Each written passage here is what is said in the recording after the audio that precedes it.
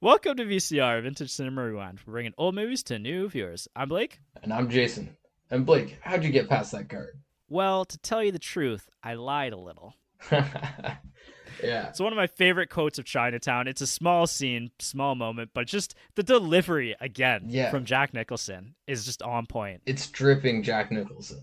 Yes, it is. This is the thing is I talked about this in the primer episode. This is our deep dive episode where we go full spoilers ahead through Chinatown, discussing everything behind the camera, in front of the camera. So if you haven't seen Chinatown before, highly recommend going and checking out the primer episode. But that's the one thing that I'll say about this, and what I kind of said in the primer episode is most of my experience of Jack Nicholson is in the latter half of his career, and he feels a lot more unhinged in the latter half of his career. Like, Yeah. this is a really cool part in his filmography because he starts off very collected man, and he's just like unwound throughout this entire movie. Yeah, and but also his like personality in the beginning is so like he's a dick, but then he kind of reverts into like everything gets serious and you find out he's a good guy. And that's like almost like a trope, honestly, like with the detective is who's kind of an asshole who's built up this wall and doesn't let shit get to him. But his isn't he's like a frat boy asshole type at the Yeah, beginning. a little bit. Yeah, Yeah, like he's yeah. got his two coworkers that work for him, Lou and I can't remember the other guy's name. And yeah, he's telling them dirty jokes and like asking his receptionist to leave so he can tell dirty jokes and stuff Yeah. like that. Like Which wouldn't that, stand up today. no, At least in the definitely real not. world, it might fit into an old movie about the old days, but yeah, Yeah, but it's like very much like old boys club kind of style. yeah. That's his character, And and he's then he's like kind of balling out a little bit because he's like wearing a fancy suit and oh yeah, the when he sick pinstripe suit, like yeah, oh yeah. and like his the lieutenant he used to work with in Chinatown is like, "Oh, where have you been? You look all fancy now." It's a really cool like portrayal of his characters. Like I actually really love seeing a film like a mystery film through the eyes of like a private investigator because it feels like there's just something that you can connect more a little bit with this man who's kind of working slightly outside of the law. He's working Yeah. like outside of conventional norms. There's something a little bit more exciting because, he's not confined to what's legal and what's illegal necessarily. Yeah, like he knows both the police system very well because he's used to be a police officer and he knows what's happening outside of it and he operates somewhere in the middle. Yeah, and like there's this built-in disenfranchisement that he has with the system Yeah. that like I really appreciate that. And that's kind of the whole like, the whole bigger story of what's going on, the whole bigger theme of this film, and that's something that I really appreciated watching this. Mhm. But like to speak about like one of the cool things that I really recognized about what his character did was when he was spying on Mulray in the earlier parts of the movie, and he uses the two pocket watches and Yes. puts them under the car tires so that he can time when the car leaves. That is such a great like MacGyvering of the system, and Yeah. like he's obviously done it before because he's got all those watches like sitting in his car, right, in his Yeah. glove compartment. And it's such like a genius idea that when you're like, oh yeah, like this is the 30s, and that's part of the other thing is like it's really great seeing movies at this time where like technology in the industrial age is like shot us like we're centuries ahead of like what most of Yeah. humanity has lived in, but we're also like before all of this like really easy technological espionage, like pre-spy gadget, like Mhm. James Bond era, right? You have to have such strong intuition, such strong problem Yeah. skills, solving skills to get through this type of world. Yeah, and that just showed exactly like he is good at his job. He knows what's going on and he's thinking outside the box. Love his character and love his portrayal. Like you said, like when we start off in this film, like he's very put together. Like he looks like somebody who's really crushing it, like that people come to because they know him and they know his name and who he is. Yeah. Like when we see him getting immediately hired by who we think is Mrs. Mulray right off the bat, right? Like it just the whole thing, that all playing out, like we have absolutely no reason to be suspicious of this at this Yeah. point in time. Yeah. And that's what makes like that plot point so great is that we're seeing this all through his eyes, and he's just portrayed as such a put together and intelligent man Mhm. to find out that like that wasn't even Mrs. Mulray. It's just like such a rug pull right immediately off the Yeah. bat. It's also reflected in his appearance, specifically with the nose cutting, which is Right. so cool. Like this was such an awesome like unique thing I've never seen. I've Neither never have I. like some actors these days will go through like drastic physical changes, but like this was just so like visceral and it was crazy to see like Jack Nicholson just had this big ass ugly bandage on his nose. It looked so out of place. Like you would think in like a movie, it would just be like a little stitch, but they made it Yeah. look disgusting, and like he had to deal with it, and it was a plot point, and like people comment on it,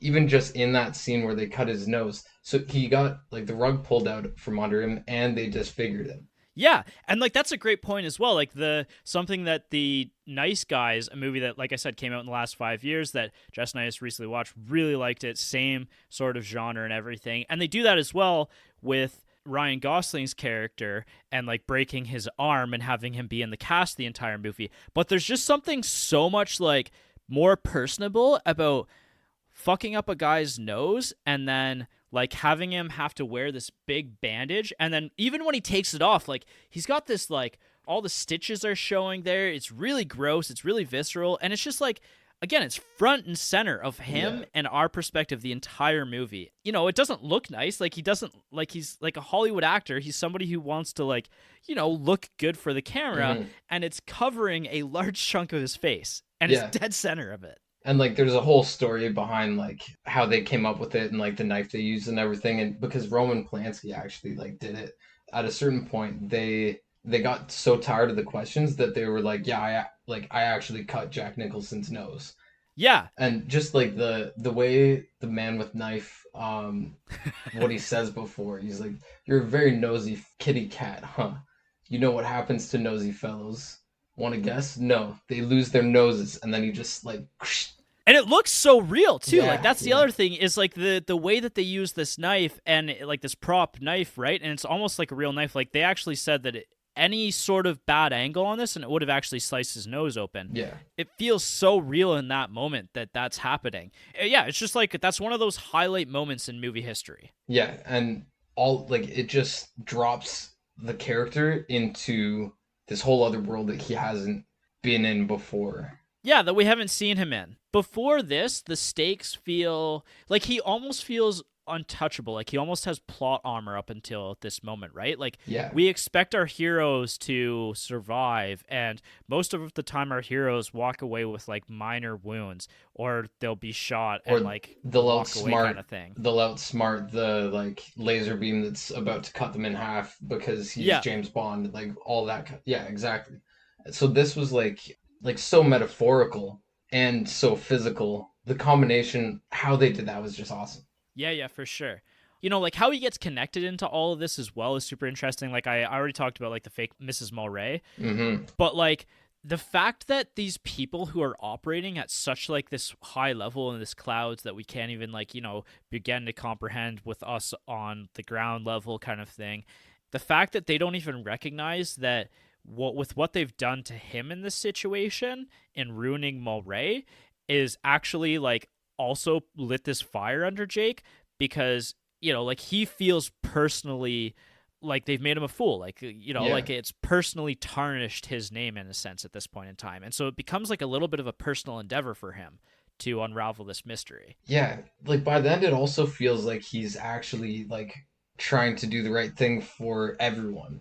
So like it's Yeah. personal, and then it affects like once it gets personal, it's like it affects him on a human level.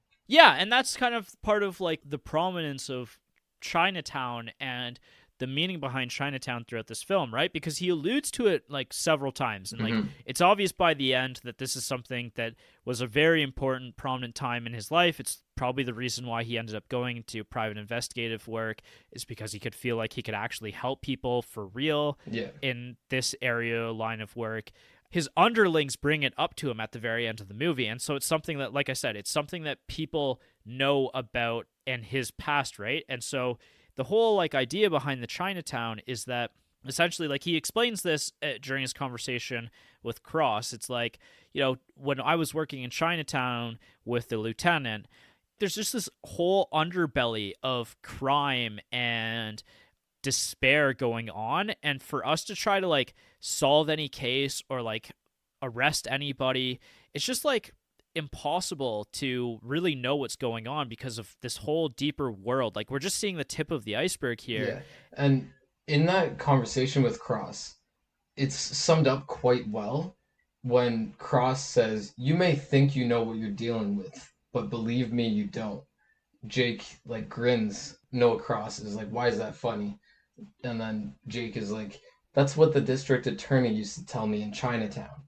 So Right. it's like it's all being brought back out. Like this whole like in Chinatown, you can't. There's no justice to be found because you don't understand what's going on in Chinatown. Yeah. There's all these like you don't speak the language. There's people who are just like pulling all of the strings, and like there's just like this deep underbelly of crime and corruption, and to try to like fix any of it, like, you don't know if you're making things better or worse. And so this is the other part of the quote, is that when he asks him, what were you doing there, he's like kind of jokingly says as little as possible, right?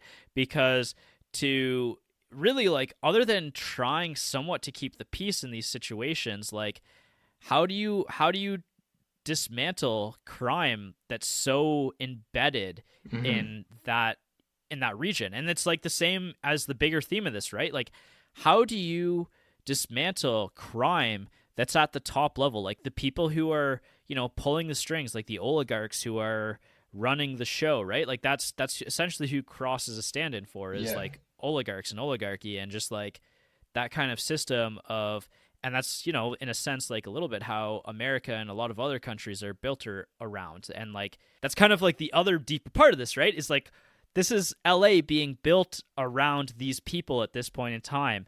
And that speaks to actually the bigger truth of the 30s and even before, like the early 1900s to the 1930s, of, these people and the California water wars and everything. That's actually like a historical point in American history.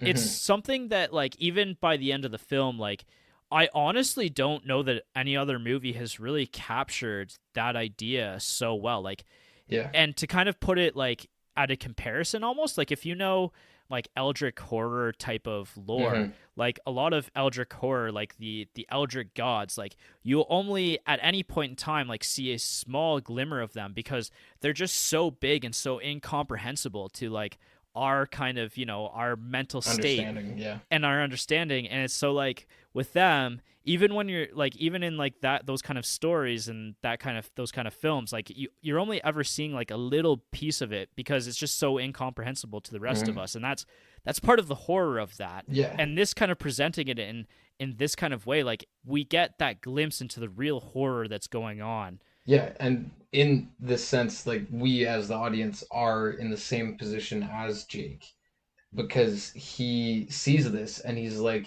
why? Like you have all this money. Why do you need to Yeah. do this? Cross is like he asks, "What are you gonna buy after this? Like what are you trying to do?" He's like, "I'm trying to buy the future." Yeah. It's such a human greed and like there's no limit to it.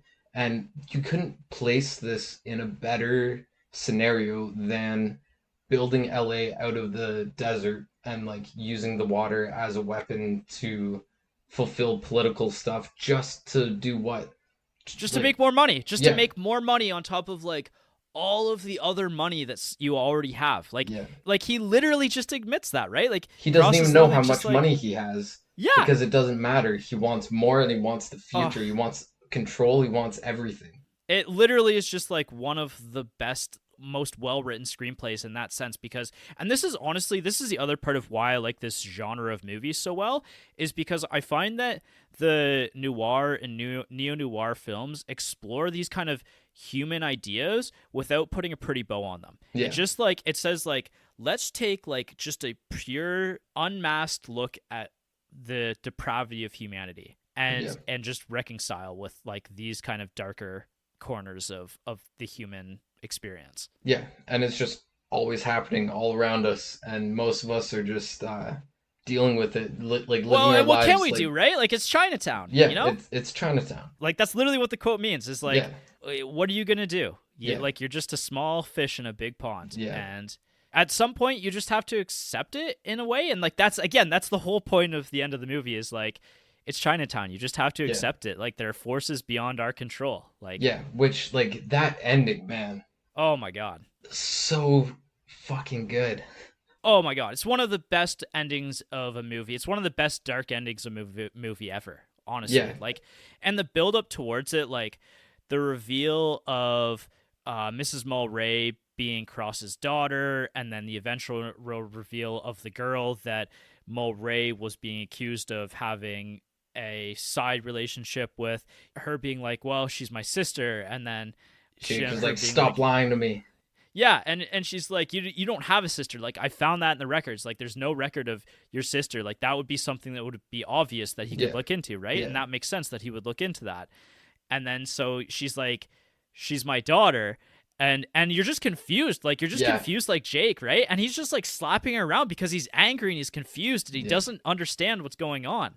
And those slaps were real as Yes, well, they were. Yeah, which because is a great movie history thing. She yeah, well, asked him to hit her just to have it real. Yeah. Faye Dunaway gets like a bad rap for being a difficult to work with actress, but on the flip side, like a lot of the stories I was reading about her and her career, like she is one of the most committed actresses of all time. Like she wants to get things right. And Hmm. she, after they were doing that scene for multiple takes and it not feeling right, she was like, "You need to just slap me. Just like slap me as hard as you can. Let's get through the scene. Like this needs to be real because this Yeah. is such an important crucial moment." In the primer I said that there were scenes that like I like physically revolted from, and Hmm. that was the first scene that I like physically like moved back in my chair to try to get away from this, like subconsciously, because like when she admits that like Cross had raped her, or like there's not even an implication, like the implication is probably that he raped her, but like he also is just this evil man, and you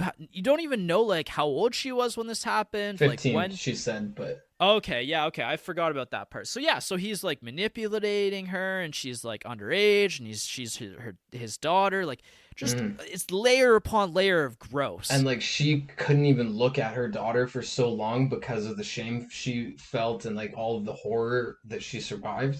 And then Yeah, she, like, a huge part of this whole plot is that she comes back to like want to take care of her. Like that's kind of the motivation behind like how a bunch of the pieces started moving, because Cross wants to, find the girl. yeah, there's the water stuff and then there's the girl stuff, Yeah. and they just mesh and all hell breaks loose. Well, that's what I wrote down like while watching this and doing my own detective work, right? It's Mm-hmm. like there was a point in time where I was like, okay, like there's this story at face value of a man who's potentially cheating on his wife, but this man is ingrained in the water system of Yeah. Hollywood, and there's all of this like, from the opening scenes we see this thing happening where people are genuinely upset about water being diverted and all of this stuff going on. But then, things start to, and I can't remember exactly. I wrote something down where I was like, it's starting to feel like, like a typical movie in this genre, that things are happening on top of things right now. Mm-hmm. There's something bigger to this story, and then it becomes like you said, there's that bit of human element, but then that again, it all comes back to the water, man. Yeah. Yeah. And again, like, just going back to that slapping scene, that is like the door closing on the Hays codes as well, because he's like slapping her. I guess they were always slapping women, which is horrible, but that scene was so real and visceral because of the realness of the slaps and everything. But then Right. also it's revealed that there's incest, which was not something that was Yeah, that's a ever good point. allowed within the Hays codes. Maybe like small implications here and there or something like that, but like it's all about bridging old and new Hollywood, like I said in the primer. Yeah, you bring in the Hays codes as being broken down, and this is like early in what films were now capable of. Just adds to the depth of like how far they're able to take it. It honestly, it's like this build up over decades, right? Of like people not being able to tell the stories that they want to tell. And Yeah. then in the 70s, like it's just all of that kind of just boiled over as soon as the Hays Code went away, and we got like everybody just spewed out every thought that they had about humanity. Yeah. And that's like part of the reason why, or one of the reasons why, all of this storytelling in the 70s is so great. I love the 70s for movies, and like I've heard like over years that like Quentin Tarantino is such a big fan, and like over the course of this podcast I've just become so in love with 70s Hollywood. Yeah, I want to watch more. Like I feel like I learning so much about that era, and it really is the second golden age. Yeah, just like we're living in the golden age of television now, back in the 70s you were in the golden age of Hollywood. Do you think the golden age of television is over yet? No. I No? I think we're still going pretty strong, honestly. Like, watch the new Fallout show recently, Yeah. and starting that, and it's friggin' great. And the thing is there's almost too much content now, and it's hard to like find the good Yeah. stuff, and then you have to see the good stuff before the good stuff gets canceled, because if you don't see it, then it might get canceled, and then you don't get to see more of the good stuff. Yeah. But you could So- always watch it later, but then there's 10 more shows to watch. So Yeah, exactly. So, oh, there's one scene that I wanted to mention that we've kind of skipped past, but it's honestly, it feels like not that big of a scene, but just the cinematography and the decisions of that scene are just something that's going to live inside my head for forever. And it's a scene where Jake heads back to Mulray's office the second time, his government works office. And, he wants to ask his successor. He wants to look around a little bit more. He's going to ask his successor a few questions. And it's just like one of the best scenes of a film that I've ever seen, just because of like how it's written. yeah. He shows up, he's sitting there, the man doesn't want to see him, he's kind of talking to the receptionist, and he kind of just like starts to actually look around the room and identify things around the room. Like we see Mulray and Cross and many of the pictures together. And it's just like one of those classic like themes of the receptionist knows everything, and so he's kind of just like starting to pick her brain a little bit while they're there, and she kind of recognizes, like she almost kind of realizes that he's starting to do that, because then she goes to talk to the other guy to get him out of there, right? Yeah, exactly. The other part of why I like this scene so much is because everybody is trying to erase Mulray in this scene. The receptionist is like doesn't want to talk about him. They're literally like chipping his name off of the door. Yeah. And then when we go back into the room, like Mulray's old office, all of the pictures have been taken down, but all of the like dust that has settled around the picture frames is still there. I don't know if you noticed that, but it's just like, as soon as I saw that, I was like, that is such smart filmmaking right there. Like, Yeah. I love that everybody is trying to erase him, but the shadow of him is just like so wide over everything right now. Like, so impressed. So impressed. Like the details are awesome in this. Yeah, and that's, I think, like, for me, going back and rewatching this at some point, I think that's what I'm going to appreciate more, is catching all of those little details, because that's something that, like, obviously that plays into the story and this subconscious stuff that's trying to tell in that scene, but it's also, and maybe this is the point in time where I can ask you, like, this is your second time watching, like, what was your viewing experience knowing where the plot was heading and knowing all of the big plot beats? It was almost the exact same as the first viewing, because there was a year or two in between where I was remembering, like I remembered the majority of all the plot points and stuff, but I was just enjoying the ride because I knew the payoff was going to be so massive. I just allowed myself to fall into it again because I knew that's how the movie is. Of course, I was still like tracking things and remembering, like, oh yeah, I remember last time I wrote down like what's up with the boy on the horse, and then it comes back and he tells him about the water is being released at certain times, and I was like, is there going to be more with that? I don't know. It reminded me of all the questions that I had, and so I was thinking about them as I was watching it, but then I just get lost. I get sucked back in and stop thinking about things, and then I'm like, oh wait, what about this? And I was like, do I remember that? And then it was a very fun rewatch. So this has rewatchability. 100%.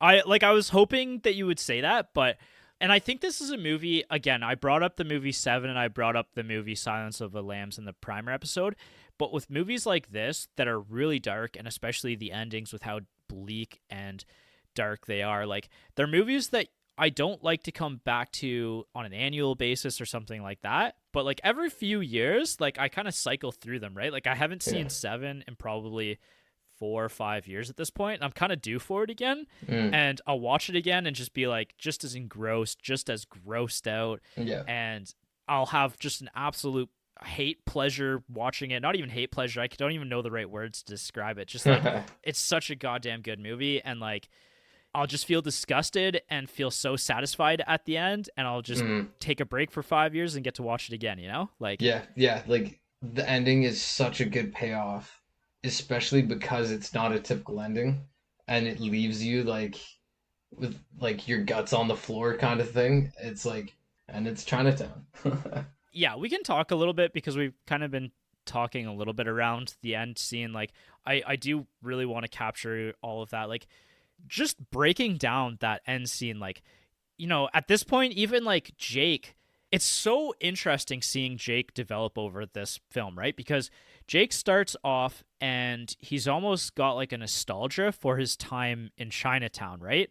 Yeah, But because of his time in Chinatown, he's left to become a private investigator because he understands, or he understood, that his time in the police force in Chinatown and not being able to actually do good and yeah. improve the streets and fix the underlying problems, it wore him down. And so he moved into this area where he could actually make a difference and make a change for the better. At the same time, he was also, every time somebody came in, it seemed like to me, at the beginning when the fake Mrs. Mulroney comes in, or whatever her name is, Mulray, he's like, maybe her husband is cheating. Why don't we just let sleeping dogs lie? Just go home, like who Right. cares? Like he's got that like chip on his shoulder still, where he's Well, like, it's almost, sorry, I was going to say it's almost like he having seen the dark pits of humanity almost doesn't want to let people in on that.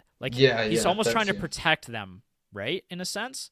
Yeah, and at the same time, when I first watched it, I remember thinking, like, is this like a ploy? Like, how is he, like, is he saying that to get more money, kind of get them more emotional about it, like that kind of thing? Because he is smart. Yeah. But like, yeah, I think again, there's layers to it. But then like as he develops and this becomes more and more personal to him, and as everything kind of unfolds, like in that ending scene where, you know, everything's playing out in Chinatown and he's been betrayed at this point, and even at this point in time, he's somehow reverted back where he's like, the police are going to fix this, everything's going to be okay, Yeah, don't run away right now with your daughter. put the gun down. Yeah, Yeah, like put the gun down, like let's just sort this out like civilized people would. And he's lost in the sauce at this point, you know? yeah, Like yeah. Like how he is when he's like, just give me 5 minutes, please. I'll explain everything. Like this guy, like Cross is rich and he's got power and like he's freaking out trying to get his old partner to see like to just listen. But yeah, then what is her name? Moray, Yeah, Mulray. Evelyn. Evelyn. Yeah, she's like he owns the police. Yeah, and she's just like trying to remind us, cuz even at that point in time, like I feel like as the audience, again, because we're all seeing this through his eyes, it's like even as the audience, we do want to believe, we want to believe in the powers that be, we want to Yeah. believe that the police are there to protect us, but that's not always the case, right? Like, Mm-hmm. oh my god, Cross is so disgusting. Like I Yeah. was like physically squirming this whole scene, like while he's like trying to talk to his granddaughter, and like, Mm-hmm. and Evelyn's pushing him back and everything, and like, you know, he's using that like parental kind of like lighter voice, and it's so disturbing on such like a primal level, right? Yeah. And it's all for greed. Like he doesn't even care. Like this is more greed. This is greed on top of greed for him. Yeah. He wants everything, and he wants it his way, and he will get it, and he Yeah, he does. doesn't. Yeah, and he That's does. that's what Oh, is crazy about it because like the police shoot out the car as she's driving away, yeah, and you think it's still going in the distance, and then it yeah. kind of slows down and stops. And the horn's going, right? You know she's Yeah, shot as soon as you hear the horn. yeah, but that you're still not sure, and Yeah. then the screaming Yeah. from Did you the so daughter. did you while watching this the second time, when she hit her head on the horn while they're having their discussion in the car, did that like, ring any bells? Like, oh my God, that's wild foreshadowing with you at No, all? it didn't actually.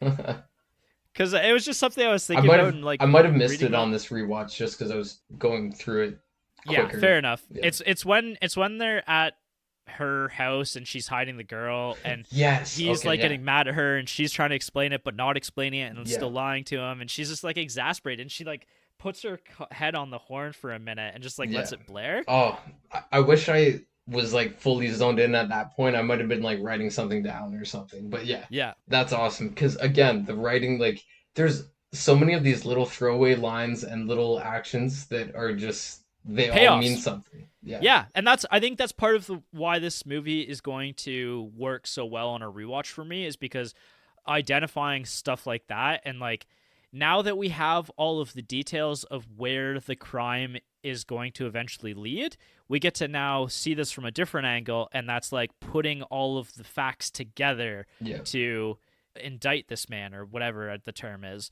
And so yeah, so breaking down like that final scene more, like yeah, like her dying is such a visceral point, and then like Cross comes in and just like grabs her head and just like pulls her away. And again, that's like that Eldritch horror of like Yeah. I was literally like in my seat like screaming like ah like Yeah. I felt so disgusted because Yeah. he literally just like grabs her face and like pulls her away from the action. Because Oh my like God.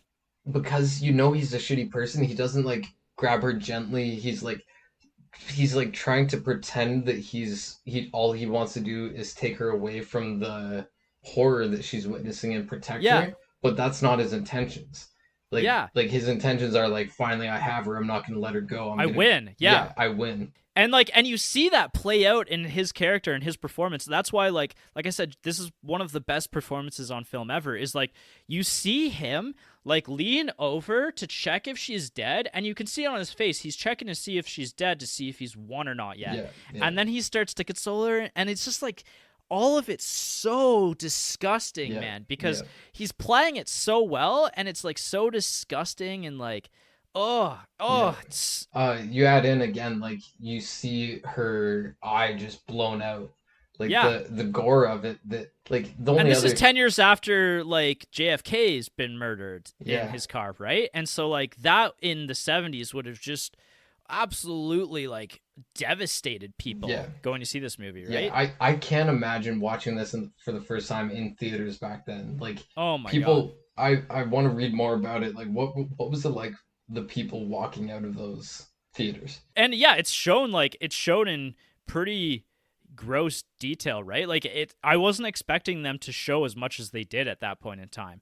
Yeah, And the final touch on all of this, actually one of the final touches, because you could talk about, honestly, I think you could talk about this one scene, this 5-minute scene for like hours, because there's just so much detail in it. But one of the other details that I really appreciated was how the camera style changes slightly when they get to the car. And so after he's taken her away and it kind of pans over, the camera suddenly feels like it's almost like a news reporter or the paparazzi shoving Yeah. the camera in their face, right? Like a little the too way that it's close. presented. Yeah, it's a little too close. It's like presented and it's kind of just like turning between the characters slowly, trying to get their reactions to what's going on, right? Like, and the lighting is different in this moment too. Like the lighting throughout the film is very naturalistic, but in this moment in particular, like it literally feels like it's 3 a.m. in the middle of Chinatown, and the only lighting is coming from this camera that's being thrown in their face at this point, trying to catch their reaction to all of this. Yeah, yeah. I couldn't hear it. What does Jake say under his breath? That was the thing that I couldn't hear either the first time, and so I did look it up. His final line is as little as possible, because I thought he said "you're responsible," and so I was like, yeah, okay, I get it. But then I looked it up, and he says as little as possible, that's a callback to him and the lieutenant's time together in Chinatown, because that's what the lieutenant referred to their time, what they were doing in Chinatown was as little as possible, right? Yeah, yeah. So that's like an accusation that he's throwing at the lieutenant that, Yeah. like everything that you've done up until this point, like that's his accusation is Yeah. you just did as little as possible and this is your fault. this is on your hands. I tried so goddamn hard Yeah, for this yeah, not to be the result of this. yeah, And then, again, we get like just the absolute, like, one of the greatest ending lines in movie history is "Forget it, Jake. It's Chinatown." yeah. And you can only understand it if you watch the whole movie and like you see the buildup of that backstory intertwined with what's happening at such a higher level. Yeah, it's phenomenal. Like, the payoff of this movie is just one of the greatest, like, endings of a film ever. It's in the most deplorable way. Yeah, yeah, because really, like again, with the how up, like how straight up the whole like, it's a slow build, but it's constant, and then it builds up and just drops you off a cliff. Yeah. There's no like climax, and then a little bit after, and you see something else. It's like there's no ups and downs. There's no resolution. It's just Hmm. like this is the final resolution, and it's basically everything is back to how it started before this movie started with Yeah. his time in Chinatown, and it's all just wrapped up so sick, like secularly. Yeah, that's such a great point, right? Like, yeah, it goes back to, like, us just telling the same stories over and over again, and, like, I don't know, like, it's just it's so good. It just speaks so much to, like, so much of the human experience, right? Like, Yeah, even happening behind the camera with goddamn Roman Polanski. yeah, yeah, which is So just, like, wild. yeah, so he made this movie about a girl getting raped at 15, and that nothing is ever going to change while he was probably doing that. It's gross. It's like, it's so strange, right? And, like, it's something that I've seen before in, like, talking about some of these genre filmmakers, is that, like, some of these genre filmmakers are exploring their own, like, their own darkness and Yeah, their own dark part of their hearts and their minds, and, like, it's so true in like, in a gross sort of way, that how intertwined Polanski is with yeah, Chinatown. yeah, yeah. Like it's mind-boggling just everything that it means, and it's all happening in this, and then it's just consistently happening across human history and like film history. Hmm. It's too much sometimes. Like the way you feel at the end of the movie is how you feel when you think about all of the other things that are continuously happening. I don't know. Yeah. This is one of the most bitter and cynical films that I've ever seen. Hmm. I could see a lot of people walking out of that theater being disgusted by it, and then like I wonder if they got it. I think they did because it was like around like the Vietnam and like Nixon, all like Yeah. so many things were happening there. So like I think it was so timely, but also just like too real. Yeah, and that's where I think that in 2024, I feel like this movie is in really a good position to just absolutely shine again 50 years later. Like, this Yeah. is the 50-year anniversary is in a couple of months from now of when this was released Hmm. back in June of 1974. And just, like, it's so funny how just history rhymes, right? Like, I've said this before on this podcast, even, like, it just feels like we're repeating the vibe of the 70s and right now, right? Like, Hmm. with the inflation and oil and, like, all of the problems with humanity, right? Like, Yeah. every 50 years we just cycle through a new cycle, and, like, Yeah. each generation just kind of was like 3 generations back, that generation kind of thing, Yeah. just dealing with those problems We're all again. Jakes. Yeah. We're all Other than, Jakes in Chinatown. yeah, other than the people who are the crosses in. Yeah, you're either a Jake or you're a cross, or you're one of like the lieutenant or the secretary, I guess. Your analogy is falling apart slowly Yeah, here. yeah. It'll come back around soon. I want to shout out just, like, 2 other scenes before we wrap up. Like, I just scenes that I absolutely love and I wanted to appreciate before we Mm, never talk about this movie again.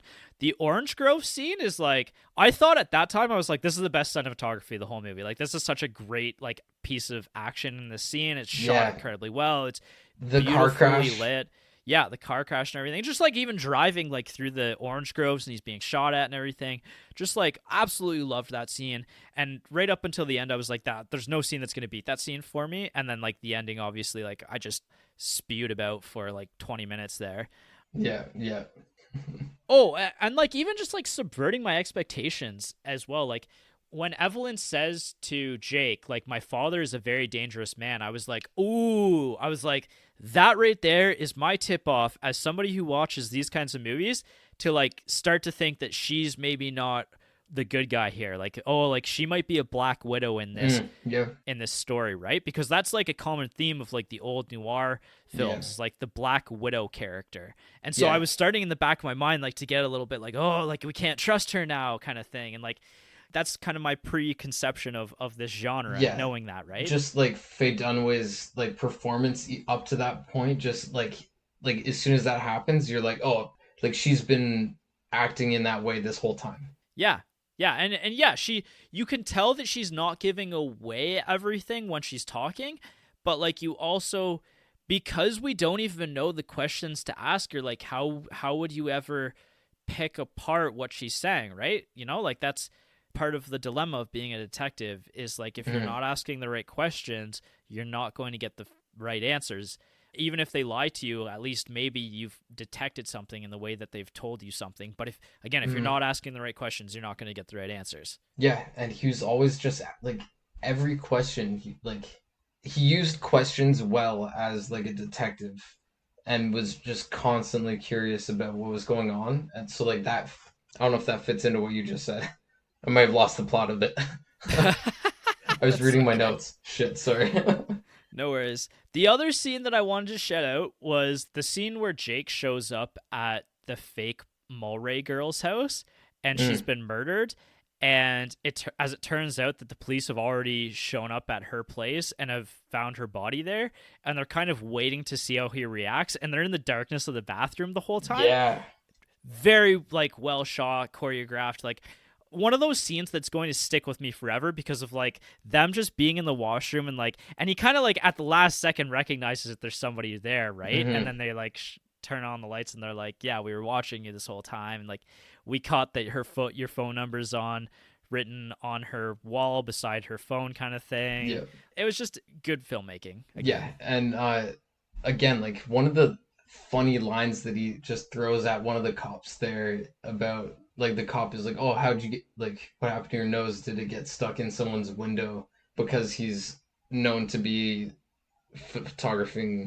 photographing adulterers, and he's like, Yeah. "No, it was your wife's legs. She opened them too quick or something like that, and hit me in the Yeah. nose."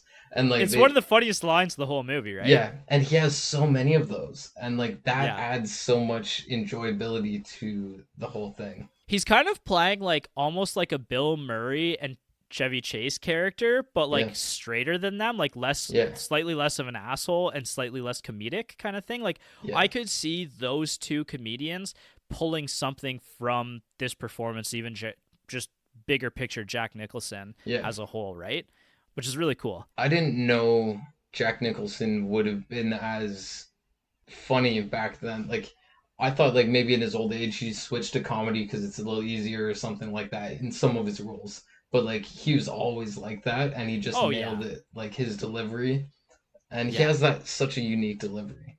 Except yeah, except for Leo because he stole that from him. But I'm obsessed with the fact that they are so similar. yeah, And you yeah. like I would never have connected that unless I watched this. Yeah, and similar, slightly similar career paths too. And like again, The Departed's a little bit the passing of the torch. So, Yeah, yeah. and it's a Scorsese movie, which after that, it's just like Scorsese and Leo just doing it together for like 5 movies in a row. Yeah. Yeah. They're doing it live.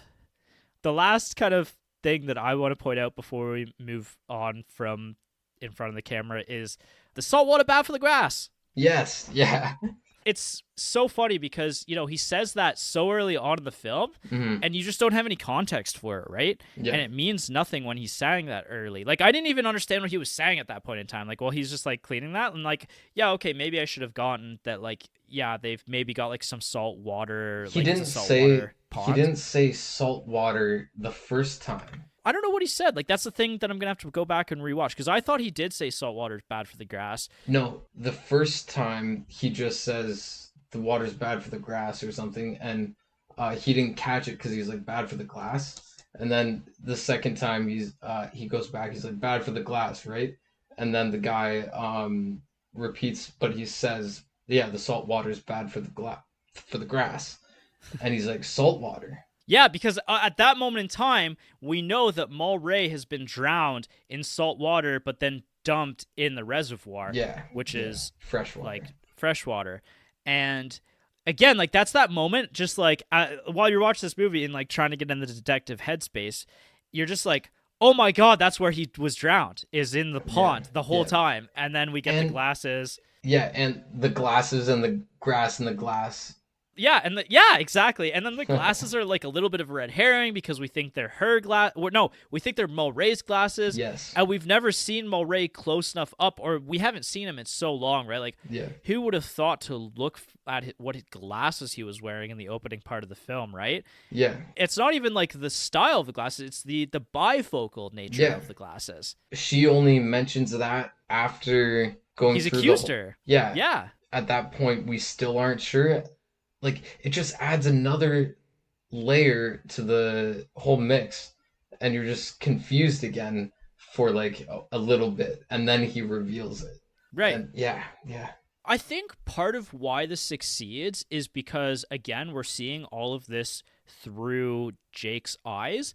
And so, as an audience, we never feel tipped off to anything, right? yes, And so, there are times in a movie that just it feels like the answer is so obvious because maybe it's even been revealed to us mm, that we're almost annoyed with the main character for not noticing the obvious here. yeah, And this movie does a good enough job of like just leaving that outside of what we can see in this movie, right? yeah. Like nothing's ever very obvious as to what's really going on. And like as a person who like I have called so many little things like that in movies. Like when I'm watching with Hmm. Annabelle, she gets annoyed, and then I'm like, I was right though.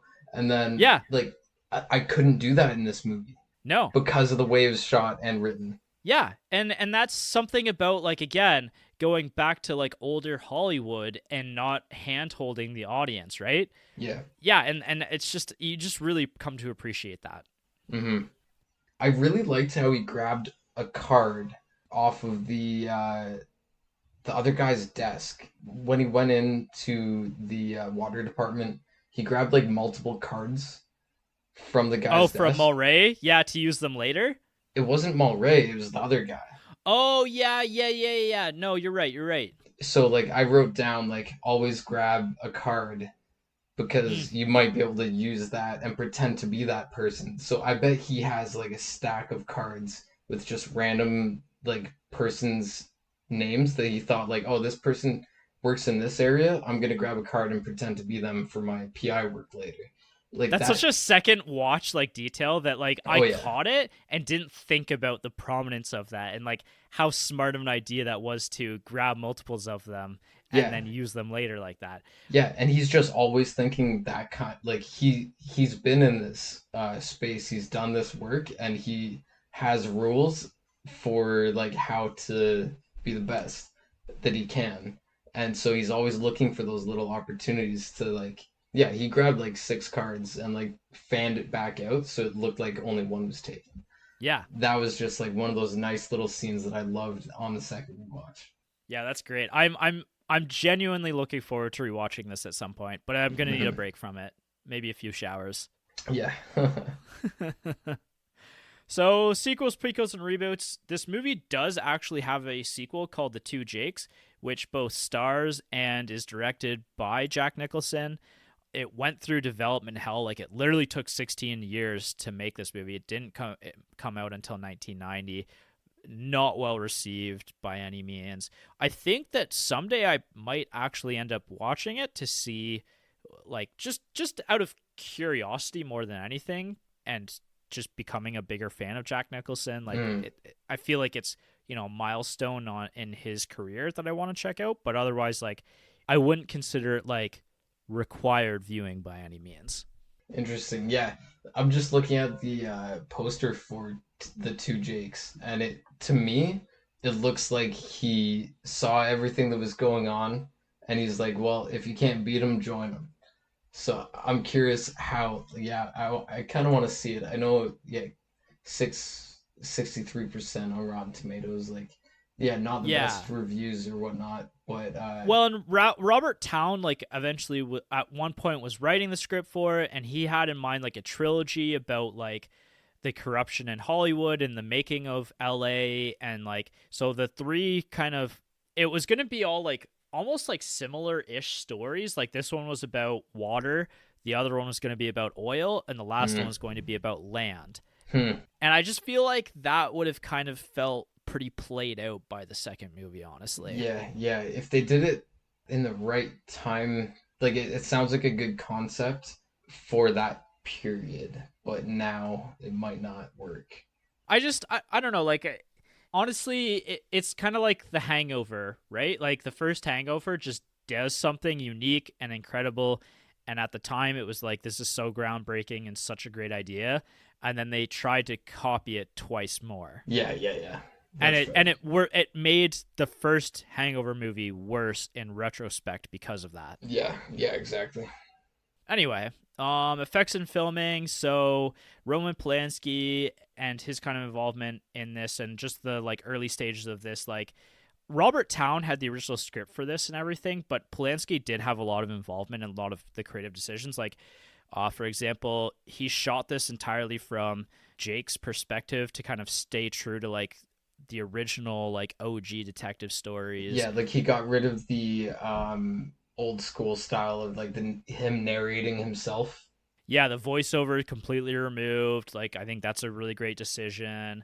There's points in time where it's literally shot like his back facing towards the action, like we're him seeing the action through his eyes, right? Mm. And there's never a scene where other characters are talking and we're seeing it and Jake isn't involved in that. Like every single scene has him in it. Yeah, yeah. And even like the ending, the writing of the ending of the film, that was a Polanski decision. Like the ending was going to be that I believe that Cross goes to prison or something like that, but he gets out and then like he like nothing's ever resolved kind of in its own kind of way. Mm. But the death of Evelyn is just like so much darker Yeah. and so much more like it's so much more bold, right? And it's like part of the reason why this film is so great is the end, the last 5 minutes of this film just play out like, and it feels like so real, Yeah. right? Like Yeah.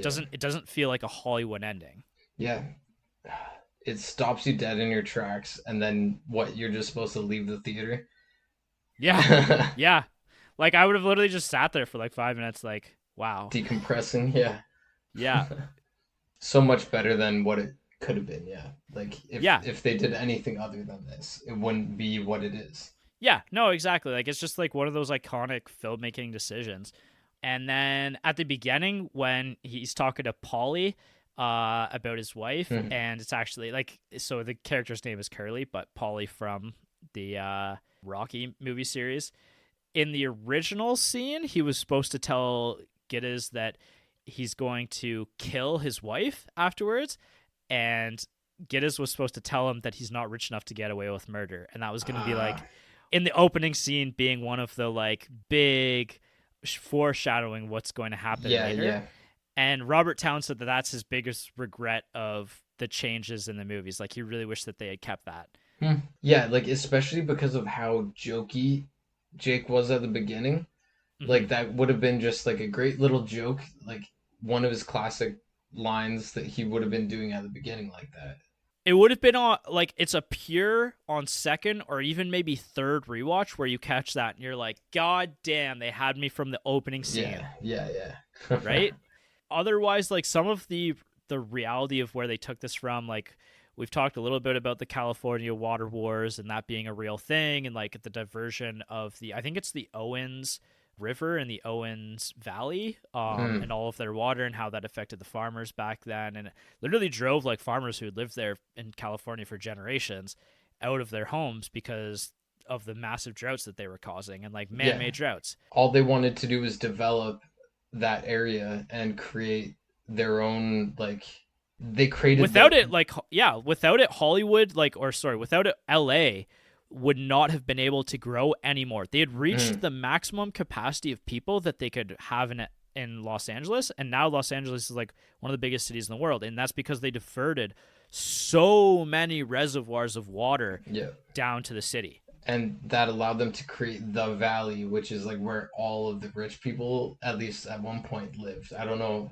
what the layout of the city exactly is, but like Yeah. they bought all the land that would become prime real estate and then diverted the water so that it set them up just so goddamn well. Yeah, it's like a tale as old as time, right? Like you get the people to sell their stuff to you at like a cheap price, like you artificially destroy the price of something and then you buy it all up for cheap and then you sell it back to them for a premium. Other the real stuff, like there's an off sentence mention about a dam breaking and how like Mulray doesn't want that to happen again. Like that's based in real history. It's actually like the biggest like human disaster in Californian history. It was like over 400 people died because a dam broke in like the early 1900s and just like swept people out to the ocean essentially. Like it was massive. Like I was looking at pictures of it online and it's like crazy how much it like destroyed like so many lives at that point. Yeah. And that's like even goes back to, so the character of Mulray is based on Mulholland Drive, right? Yeah, like yeah. and so Mulholland is like such an infamous person in LA history because without him they would never have been able to build Hollywood to the size that it is. But at the same time, like he also was extremely corrupt, like you know, he diverted all this water from people.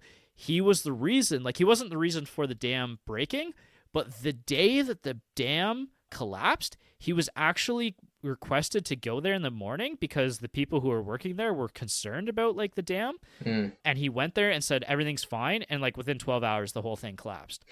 And so that was actually like the whole reason why he ended up like completely getting like fired and let go from all of this because of that kind of thing. So the whole history of Los Angeles, like having absolutely like no interest in it before this movie, it was fascinating to read about all of this. Yeah, like that opened up a whole area of like such a local history that has been so big like it has a big impact on a lot of things. Yeah. But it's absolutely crazy. And like again, the whole history is cyclical aspect of this. Like recently there's been Katrina. That was a dam that shouldn't have, like they knew it couldn't hold for a certain amount of storms or whatever, and that also like destroyed a whole area of Florida. So like if they watched this movie, maybe they would have been fine.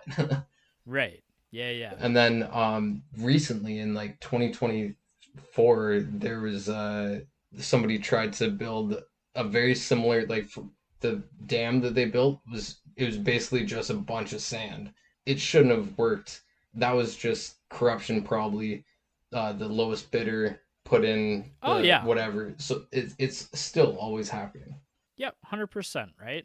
It's again, it's like one of those like timeless human stories of like min-maxing everything and how that eventually comes to bite us in the ass. Yeah. So the last kind of piece of kind of history that I want to mention is how Jack Nicholson's character and some of his quotes are kind of based on real life vice cops. So there was one guy in particular that actually had worked in LA's Chinatown, which pre like 1937 when this takes place, like Hollywood Chinatown or LA Chinatown is actually like a very important part of Los Angeles at that point in time. Like it was actually like a dark, seedy place. And so they were interviewing a guy who was a cop in that era, and he said that the police were better off in Chinatown doing nothing because you could never tell what went on there. Yeah. And basically, like, never knew if what you were doing was actually helping or actually hindering, like, the victims of the situation, right? And that's something that I think the Western genre does really good, and that's something that, like, even in the Fallout show, like, very minor spoiler in, like, the first or second episode of the Fallout show, there's a point in time where a character has to make a decision of which two people to help, and you know immediately that they've chosen wrong, basically, right? Yeah. And then something happens and the character kind of explains what had happened, and it's really funny. But it's also like, it's like that timeless thing, right? Of like having to make like this kind of power of having to make these kind of decisions on the fly, and whether or not that decision is going to be the right decision or not. And that weighs on you, right? Like that's something that genuinely weighs on you. Unless you're fully greed-filled and you don't give a shit. Yeah. Like Cross. Yeah, exactly. Like unless you're at the top, but you and I just we're not anywhere near that. Like Yeah, we're significantly closer to Jake than we could ever be to Cross, and yeah, so we just are never going to understand that feeling of unlimited power yeah, and what that does to you. yeah. Man, such a great movie. Yeah. Oh, 100%. I want to shout out the movie poster because I think it's one of the all-time classic like movie posters. I think I could hang that up. Like it's been a long time since I said I could hang up a movie poster, but this is just one of my favorites of all time. Like it's got Jake on it. It's kind of got that like smoky window image, and it's got Faye's eyes up at the top. Yeah, yeah, yeah. Oh, it's so good. I literally am just absolutely in love with that movie poster. It's one of my favorites of all time. I'd never seen this movie before, and I had like fond memories of that movie poster. Yeah, and it has like Chinese traditional art for the water at the bottom. Oh, Yeah, I haven't looked at it with this kind of like after the fact. Great yeah, poster. I one want of the one. best. I'm gonna Oh yeah, I'm gonna buy one. yeah. It's one of my favorites. Ooh, okay. So part of the legacy of this movie is after this movie came out, I can't remember which magazine it was, did some back history research into Jack Nicholson and found out that Jack Nicholson, who Jack Nicholson thought was his sister's entire life, was actually his mom, Oh my God. and that his grandparents had raised him his entire life. And so he literally didn't know about this until he was in his 30s after this movie came out. That is absolutely insane. Yeah, so he lived most of his life. He afterwards said, like I was reading about all of this, he like said he was like, like it was pretty dramatic, but he's like, I'm an adult at this point. Like it's not like it Yeah. completely like Upended too much, yeah. yeah, like didn't traumatize me. It was just like, wow, that's crazy. Yeah. Because his mom had passed away at this point in time as well. Oh, So like it's wow. not something he could confront her with or anything. Yeah. That's crazy. We didn't go back to that scene where he's sitting down eating with Cross the fish. Jack Nicholson he was dating John Huston's daughter, and so it was super awkward when they were filming that, them to be sitting there, and Noah Cross is like, "Are you sleeping with my daughter?" Yeah. Because it Yeah. was true. And not only like yeah, so there's so many layers to that as well, right? Because like like you said, at that point he's dating John Huston's daughter. She was actually on set. That was the one day that she Yeah. was on set as well. It's such a pointed question that like it makes you as a viewer uncomfortable even Yeah. because like this is a father asking just some random guy Especially like how he asks, like just like it means nothing out at of the all. blue. Yeah. Yeah. And it's just like, yeah, he doesn't care about it. And like, So, are you sleeping with her? yeah, like he asked it out of curiosity. Then he backs it up like, "Oh, I have to protect her," you know. Yeah. But like, yeah, You don't even believe that though. and yeah, it's like there's all the layers to that character. Yeah. I think this was nominated 11 times at the Oscars in 1975. Lost out a bunch of the Oscar roles to The Godfather Part 2, which is fair because The Godfather 2 is one of the greatest movies of all time. Hmm. But it was nominated for Best Picture. Jack Nicholson was nominated. Faye Dunaway was nominated. Best Director. Best Writing for Robert Towne, and Best Original Screenplay. That's the one that actually did win, was Best Original Screenplay, so recognized there, properly recognized. Best Cinematography nominations for Best Art Direction, Best Costume Design, Best Sound, Best Film Editing, and Best Music. So basically every single one of the main things that it could have been nominated for in that year, it was nominated for. It's one of those movies that just unfortunately was up against one of the movies of all time. Yeah. On that note, this is considered number 161 on the IMDb top 250 list. And like for me, getting into personal reviews and the Partner Factory, like this is just an absolute, like one of the most flawless movies that I've ever watched. Like, yes, I will admit that the pacing is a little slow at points, but it's methodical. Like you said, it's got a very linear, like line that it's heading. Yeah. And so I think that having gotten to the end, it makes it just more interesting to rewatch, knowing everything that I know now and getting to rewatch it again. I genuinely think like I'm going to have to see this a couple more times, but I wouldn't be shocked if this would end up on my top 100 list. Like it's not going to be in my top 20 probably. Yeah. But it's objectively is one of the greatest movies of all time. Yeah, definitely. I couldn't pick exactly where either, but like it would be so hard to put it too low. I would feel bad if I was said like it's number 59 and there was other movies ahead of it. I'd be like, it deserves to be higher. Yeah, there's just something about it, right? Like it's incredible, but it's also like just so disturbing and so raw that it's hard to say. It'd be like saying Silence of the Lambs is your favorite movie, or Yeah, like The yeah, Fly is your favorite movie. There's just something off-putting about it that like it's hard to like classify really high while also recognizing that it's one of the greatest ever. yeah, yeah.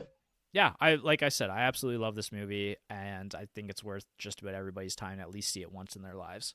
Yeah, and like Annabelle didn't watch this with me, but she was interested in it and she like heard certain scenes and then like I explained what was going on and she's like, I think I'd watch that.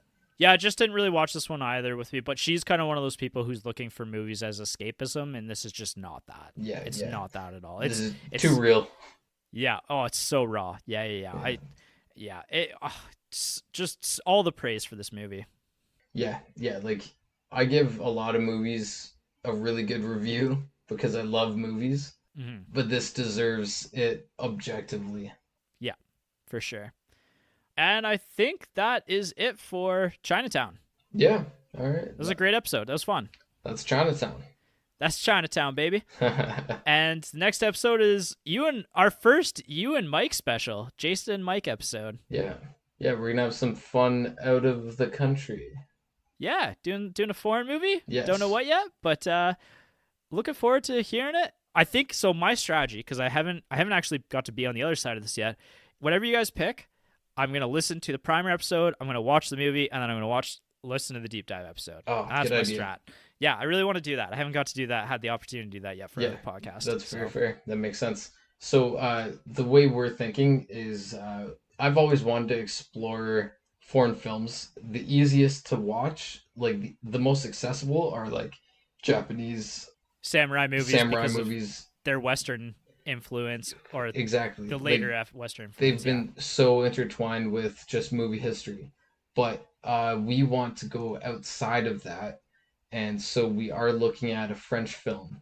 And so I don't know if anyone has any suggestions, but we're going to be looking for like, what is the movie to watch if you're a movie fanatic and haven't yet stepped into French films. So I'm looking forward to that. Yeah, no, it sounds like a lot of fun. Yeah, every time I see a Kurosawa movie pop up, I'm like, oh, we really need to do Kurosawa. Like, I really need Yeah. to see a Kurosawa movie. I've never seen a Kurosawa movie before, so it's one that I'm getting to the point where I'm just gonna end up watching one without like outside of the podcast because I need to just scratch that itch. I don't know if I actually know them. Who is Kurosawa? Yeah, so we did the other popular Japanese director, but like Kurosawa is Seven Samurai and Rashomon and Ron. Right, okay. I don't think I've seen Seven Samurai I recognize, but I don't know any of the other ones that I'm seeing pop up. So Ron is Inter- apparently like one of the greatest movies ever made. It's supposed to be just mind-blowingly good. So there's when you sent me that, I was like, "Oh my God, I want to watch that right now." But then yeah. we have yeah, I it's think tough to I'm fit just it gonna in. pick one in the next year, and I'm just gonna watch it outside of the podcast because it's just like I said, it's an itch that I just need to scratch. Yeah, yeah. Because who do we do? Because we did Harakiri, right? Yeah, Oh, it was Kobayashi. Kobayashi. Yeah, yeah, yeah. But anyway, we're off on a big tangent here. Yes. We should wrap this episode up. This is a great episode. It was a lot of fun, and Yeah. I'm looking forward to what you guys pick next for the French foreign film. Yeah, I'm looking forward to it too. And thanks for listening. As And, always, tell your father. Yeah, and now that I'm a father, Well, you're not a father yet. Well, I consider myself one. Fatherhood begins at the moment of conception. Yes, that's what I believe very strongly. All right. All right. See you next time.